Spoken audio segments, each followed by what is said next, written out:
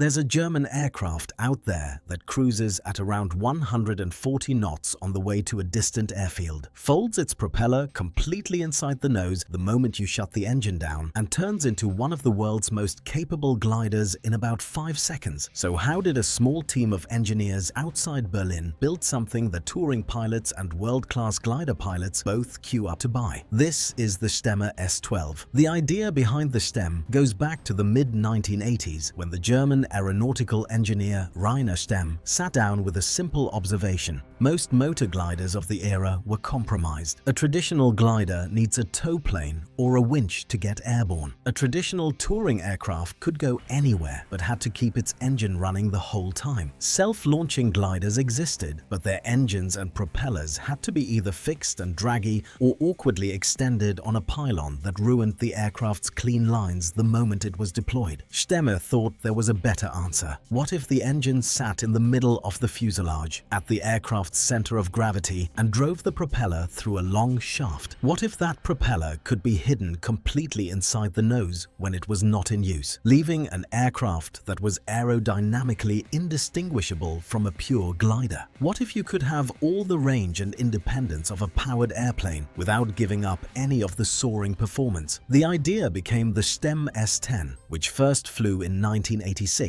and received type certification in 1990. That aircraft eventually evolved into the twin Voyager S12, introduced at Aero Friedrichshafen in April 2015, right after its first flight, and type certified by the European Aviation Safety Agency in March 2016. The company started with a founder who was, by all accounts, obsessive about clean aerodynamics. Rainer Stemmer built the first prototype at the German National Aeronautics and Space Research Center in Braunschweig, using facilities the DLR let him borrow because they thought the concept was interesting enough to be worth supporting. The eventual production line moved to Strausberg, just outside Berlin, where every Stemmer built since has been assembled by hand. This is not an aircraft that came out of a large industrial concern. It came out of a small German engineering team that spent 30 years refining the same fundamental idea, which is worth remembering. Because the aircraft you see today, the S12, is not the result of a marketing brief or a customer requirement document. It is the result of one aeronautical engineer looking at the compromise that every other motor glider designer had accepted and refusing to accept it. Look at a Stemme S12 parked on the ramp, and the first thing you notice is the wingspan. 25 meters, about 82 feet, which is roughly the same wingspan as a competition open-class glider on an aircraft with a two-seat side-by-side cockpit and a fully retractable landing gear. The wings are so long they can actually be folded down to about 11.5 meters, roughly 38 feet, so the aircraft can fit inside a standard general aviation hangar. The second thing you notice is the nose. It looks like the nose of a jet-powered glider. Clean, streamlined, one continuous curve from the propeller dome back to the cockpit. That is because there is no propeller visible. The Rotax 914 turbocharged 4-cylinder engine is mounted behind the cockpit at the aircraft's center of gravity and drives the propeller through a carbon fiber drive shaft that runs the entire length of the fuselage. When the pilot wants to shut the engine down and glide, the propeller blades fold flat against the drive shaft hub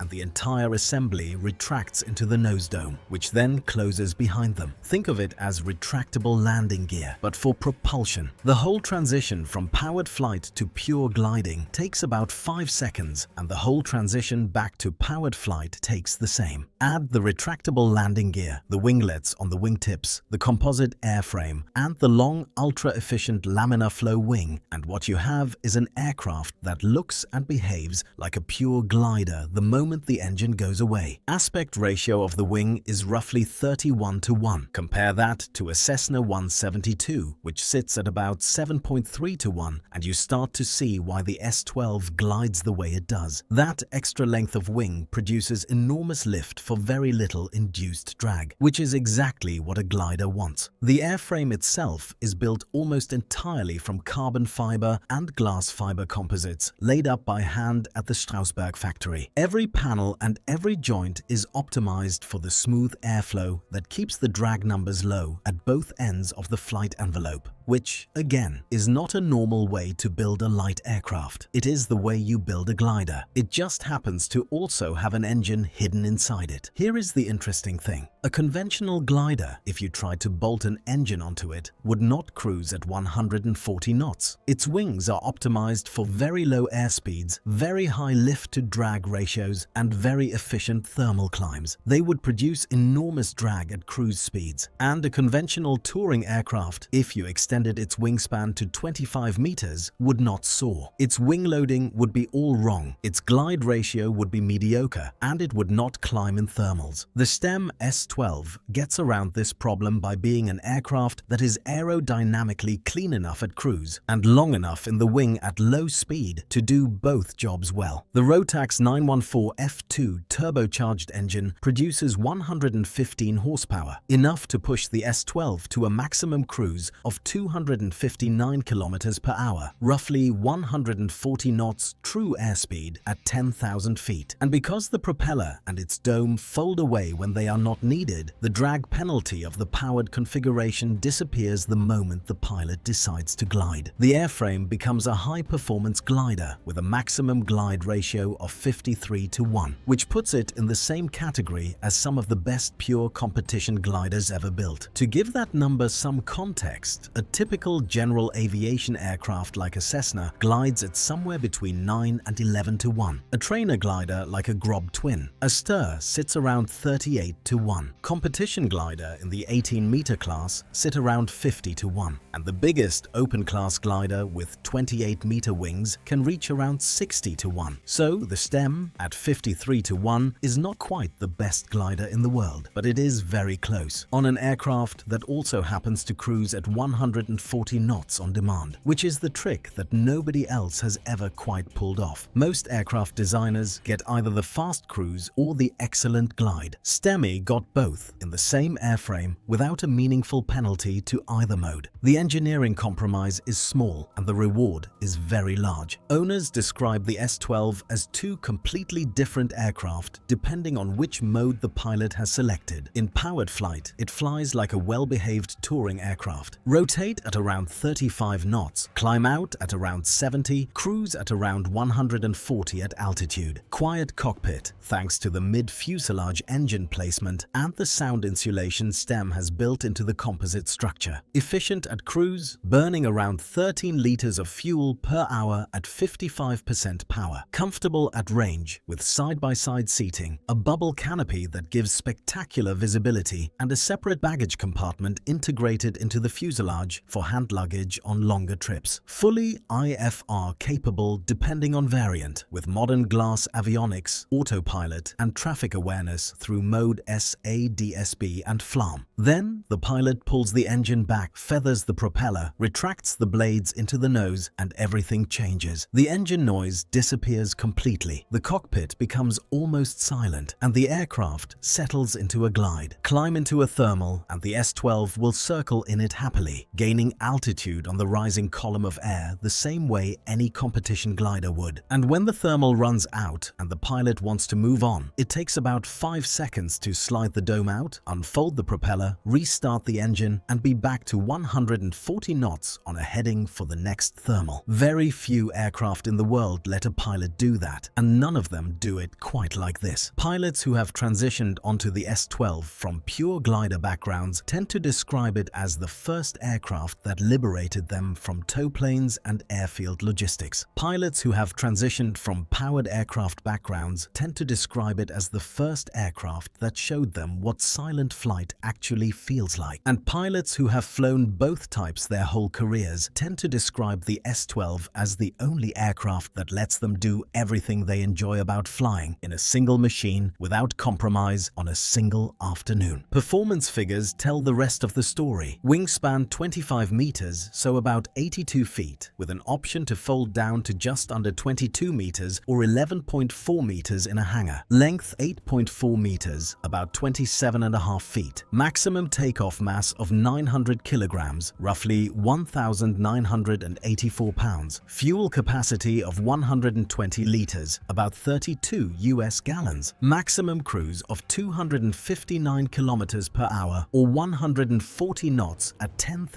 8,000 feet, range of 1,759 kilometers, 950 nautical miles at economical cruise settings, endurance of about 9 hours at 55% power, rate of climb better than 4.2 meters per second, roughly 830 feet per minute, glide ratio of 53:1, which is only a whisper below the best competition glider ever certified, never exceeds speed of 270 kilometers per hour, about 146 knots, and a base price, fully equipped and delivered to the United States, of around $369,000 when the aircraft was introduced, which is not cheap. But considering what the aircraft actually does and how few aircraft in the world can do it at all, is a defensible number. The S10 sat at around $8,000 below that in comparable trim, which tells you where Stemme have positioned the S12 in their own lineup, not as a replacement for the S10, but as a step up. The Stemme S12 has attracted a very specific customer base. Cross-country soaring pilots use it to fly hundreds of kilometers from their home airfield to reach the ridge or wave systems where the best soaring is happening, something that is very difficult to do in a pure glider because you need a tow plane at both ends. Private touring owners use it for long cross-country trips where they can burn fuel to make progress on the days when the weather is unhelpful and shut the engine down and glide on the days when the sky is full of thermals. Scientific research operators have used Stemmes for atmospheric research, upper atmosphere sampling, and long-endurance surveillance work. Because a Stemme with the engine off is almost silent, produces very little heat signature, and can loiter for hours on the natural energy of the atmosphere. World record attempts have used Stemmes for altitude, distance, and endurance flying. Mountain flying enthusiasts use them to explore alpine ridge systems that a pure glider could reach but not return from. And the American company Design has taken the platform in an entirely different direction, developing an unmanned derivative called the Ultra, an $8 million reconnaissance drone based on the S12 airframe, capable of unmanned flights of up to 80 hours, deployed operationally by the United States Air Force in the Middle East, which is not the customer base most motor glider designers would have predicted, but it says something about the fundamental utility of the design. If a piloted S12 can glide efficiently for 9 hours on the fuel of a small hatchback, an autonomous version with a simpler payload can fly for 3.5 days at a time. The same features that make the aircraft useful to a private soaring pilot in Bavaria also make it useful to a signals intelligence team operating over a contested airspace. Same folding propeller, same efficient wing, same silent glide, very different mission, and a small aerospace platform that started life as a way to make gliding independent of tow planes ends up 40 years later, running 80-hour surveillance missions for a superpower. The S12 is not, however, without problems. First, and most obvious, the aircraft is expensive. At around $369,000 for a fully equipped example, it costs significantly more than a comparable touring aircraft and roughly twice what a comparable pure glider would cost. Second, it is mechanically complex. The retractable propeller mechanism, the carbon fiber driveshaft, the mid-fuselage engine installation, and the composite folding wings all require specialized knowledge to maintain. You cannot walk it into any general aviation maintenance shop and expect a mechanic to know what he is looking at. Third, the 25-meter wingspan is a real logistical problem. Even with the folding wing option, the aircraft needs a large hangar. Ground handling in confined spaces is properly difficult. Trailering it is possible but not casual. Fourth, it is a niche aircraft. Total production is somewhere north of 30 airframes as of the early 2020s, which for a specialist aircraft in a specialist niche is a respectable number. But for a global aviation market, it is tiny, which means second-hand market activity is thin. Resale support depends on Stemme itself, and parts and expertise are concentrated in a handful of specialist operators. And finally, to fly the S12 to its full potential, the pilot needs to be competent in both powered aircraft operations and glider operations, which is a smaller Venn diagram than the marketing brochures might suggest. A pilot who is comfortable in a Cessna is not automatically comfortable circling in a thermal at 45 degrees of bank in an 82-foot span composite glider. And a pilot who is comfortable in a competition glider is not automatically comfortable filing IFR and shooting an approach into a busy Class D airport, which is why STEM owners tend to be either commercial pilots with a serious soaring hobby or lifelong glider pilots with the time and money to add a full IFR rating and a great deal of powered cross-country experience. The aircraft rewards competent current pilots who understand both worlds. It punishes pilots who assume that because the aircraft is expensive and modern, it must be easy to fly to its potential. It isn't. The claim in the title needs to be examined because there are other motor gliders on the market, and each one solves the same problem in a slightly different way. The Pipistrel Sinus and Taurus are lighter, cheaper, and simpler aircraft. 15-meter wings, glide ratios around 23:1 for the Sinus, delightful cross-country cruisers at somewhere around 120 knots. But they cannot match the Stem's cruise speed or its glide performance. The Schempp-Hirth Arcus M is a beautiful 20-meter self-launching glider with a retractable engine. Its glide performance is superb, better than the Stem in several regimes, but its top cruise on power is nowhere near 140 knots. It is a glider that can take itself back to the airfield, not a touring aircraft that can also soar. The DG10-01M is a similar story. Excellent soaring, modest powered cruise. The Diamond HK36 Super Dimona is a well-loved touring motor glider from Austria, but it is a small-span aircraft optimized for training and touring, not for competition class soaring. And the Lange Antares is a purely electric self-launching glider. Silent, elegant, brilliant at what it does, but with limited range under electric power and no equivalent of the Stem's touring endurance. Each of those aircraft beats the S12 in some specific area, but none of them combines a 140-knot cruise, a folding propeller that vanishes into the nose, touring class range, and competition-grade glide performance in a single airframe, which is what makes the S12's claim to the title defensible. There are motor gliders with better glide ratios than the Stem. There are motor gliders that soar better in weak thermals. There are motor gliders that cost half as much. But when you look at the specific combination of high cruise speed, extreme endurance, fully retractable propulsion,